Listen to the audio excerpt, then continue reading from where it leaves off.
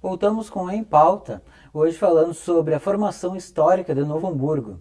Felipe, tinha comentado contigo antes de sair para o intervalo, gostaria de saber se os imigrantes alemães tiveram algum envolvimento na Guerra dos Farrapos, já que a guerra estourou uma década depois que eles chegaram aqui no Rio Grande do Sul.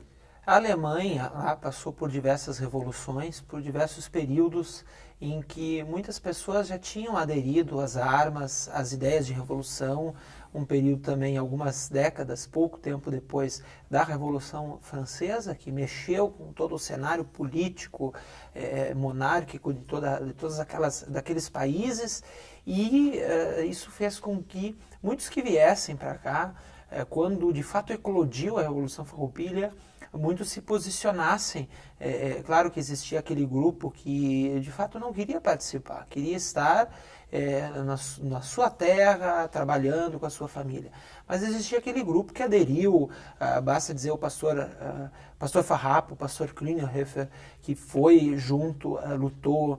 E aí você tem do outro lado o imperialista ferrenho Johann Daniel Hillenbrand, você tem o Matthias Mombach ali no interior de Wallerheim, o Reuter, também defendendo a região, e pessoas que, infelizmente, como toda guerra, como toda revolução, que sofreram aí nesse caminho, porque tiveram as suas casas saqueadas, em alguns momentos, inclusive pelos farrapos. A gente sabe que a história dos farrapos é uma história interessante, é a história que o nosso Estado procurou uma emancipação, uma independência. A nossa história seria outra também, mas como todo movimento, há boas pessoas e pessoas más. Então houve uma região saqueada, inclusive algumas casas próximas ao povoado de Hamburgberg. O próprio Johann Peter Schmidt, o proeminente comerciante, seu irmão foi morto pelos farrapos.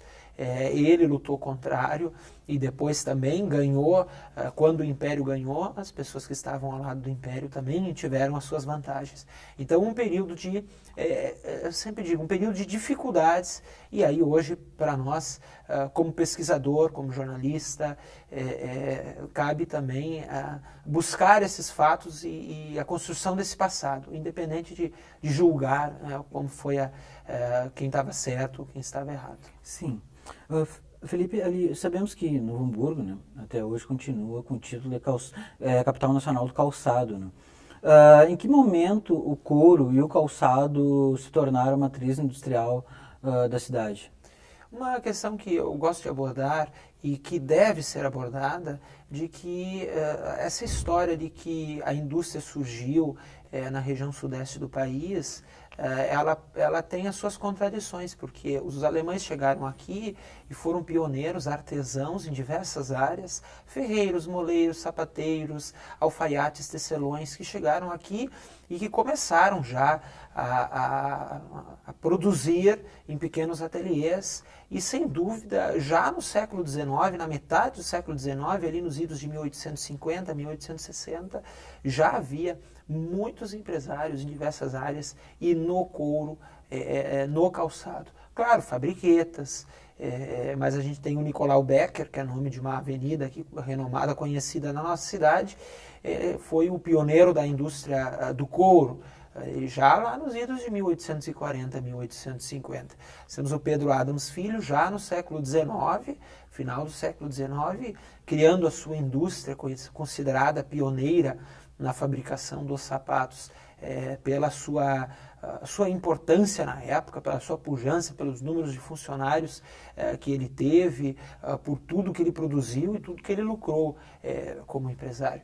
Então, Novo Hamburgo já tem, eu sempre digo, já nos seus anos iniciais, quer dizer, nos primeiros anos, fora a questão do comércio, que foi sempre uma vocação para Novo Hamburgo, porque as antigas casas comerciais, algumas que ainda estão testemunhas da história, ainda estão de pé, e outras que não estão, mas sempre em pontos estratégicos, esses comerciantes desenvolvendo, fazendo essa troca de produtos que o colono, que o agricultor trazia do interior, comprando aqui e revendendo, levando através de barcas, através de barcos, balsas, esses produtos a Porto Alegre pelo Rio dos Sinos e vendendo lá e comprando lá o que não existia aqui.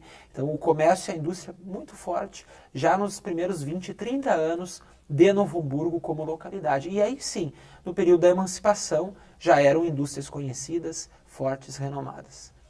No período da Segunda Guerra ali, Felipe, houve alguma hostilidade em relação à cidade por outras cidades não colonizadas por alemães devido ao nazismo? Eu diria que não foi uma perseguição de localidades para localidades ou cidades, ou nem mesmo, às vezes, das próprias lideranças.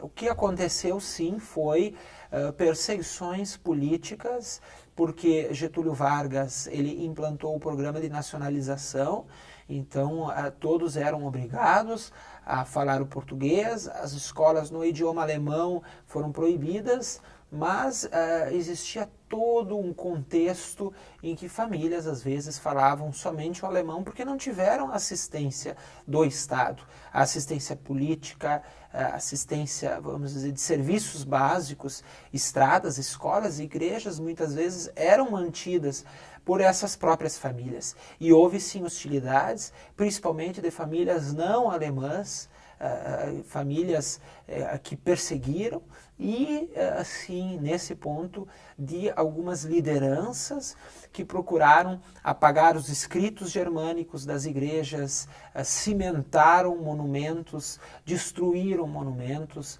Basta dizer, ou como exemplo, nós podemos citar a questão do monumento ao imigrante, construído em 1924 na localidade de São Leopoldo, na cidade de São Leopoldo.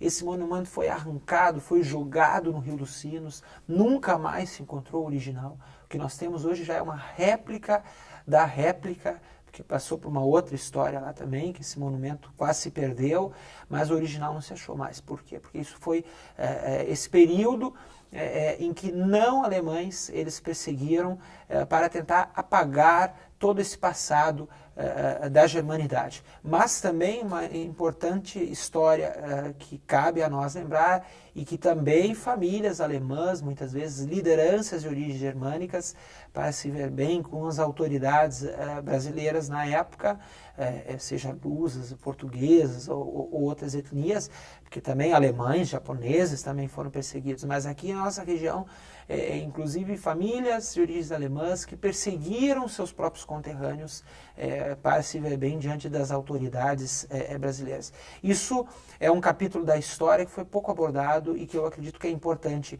a gente repassar. Esse período de sofrimento em que muitos foram presos e perseguidos sem nem mesmo ter ligações quaisquer com a Alemanha naquela época.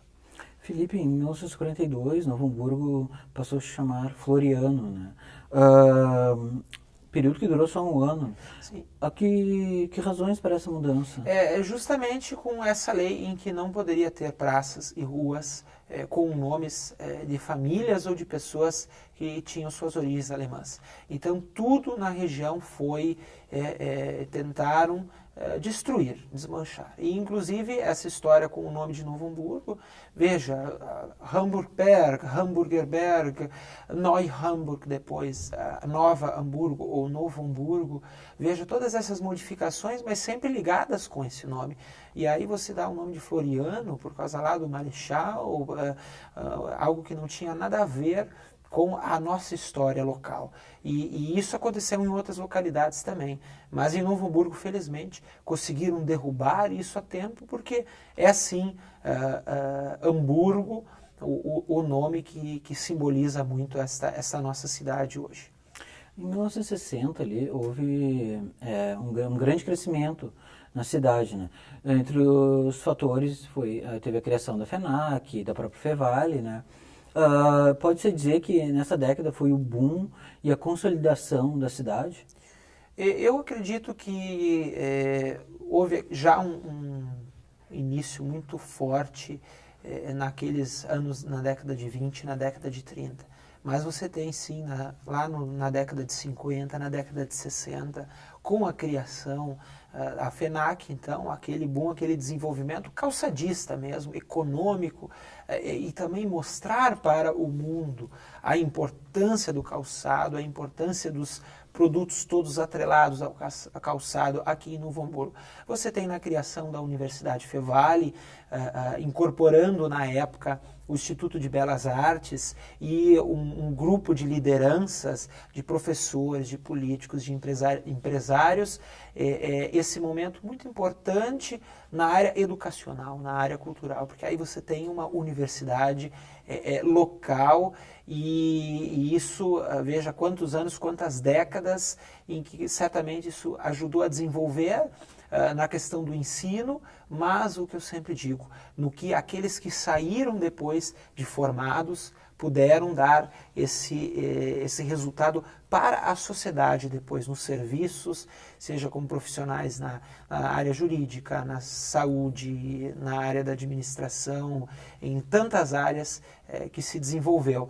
E também lembrar este passado, que foi tão importante, esses passos que essas pessoas deram para que chegássemos aos dias atuais com Novo Hamburgo como a 8ª maior cidade do Rio Grande do Sul e como uma cidade tão importante, naturalmente, no cenário estadual, nacional e internacional. Felipe, tu que estuda sobre a formação da cidade, reside aqui, como tu pode definir o hamburguense, assim? Como tu pode definir a cidade e as pessoas que moram aqui?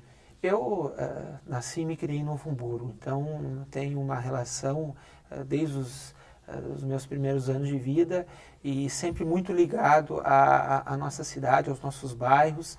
E o que eu vejo? Nós tivemos sim um passado muito alemão, muito germânico, mas uma série de outras famílias que vieram para cá, de origens africanas, portuguesas, italianas, polonesas e por aí vai. Então a gente tem hoje uma sociedade muito mais cosmopolita, muito uma pluralidade étnica, religiosa, o que também é importante.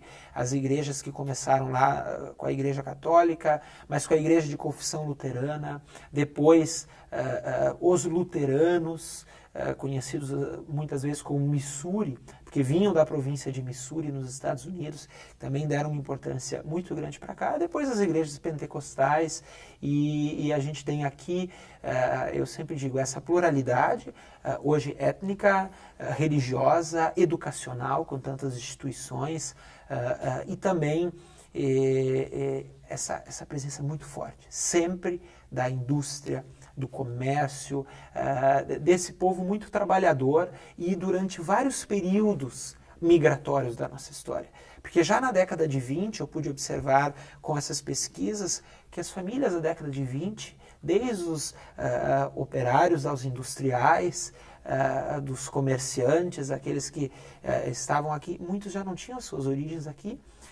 Então nós somos todos aqui, se não somos imigrantes, somos filhos, netos, bisnetos de imigrantes que chegaram aqui e escolheram essa terra para morar pela importância de Novo Hamburgo, como falei agora há pouco, nesse cenário todo para a região e para o estado, para o país. Mas nos dias atuais, assim, como tu percebe a mudança da matriz econômica do calçado para o serviço?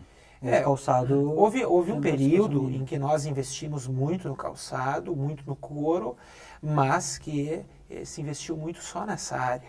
Então, outros municípios que puderam ter a sua matriz, a sua base em 5, 6 outros setores, não sofreram tanto com as crises. Veja, a primeira crise lá no início da década de 90, mas as sucessivas crises que fez com que perdêssemos empresas, vagas de trabalho, famílias que migraram para outras áreas.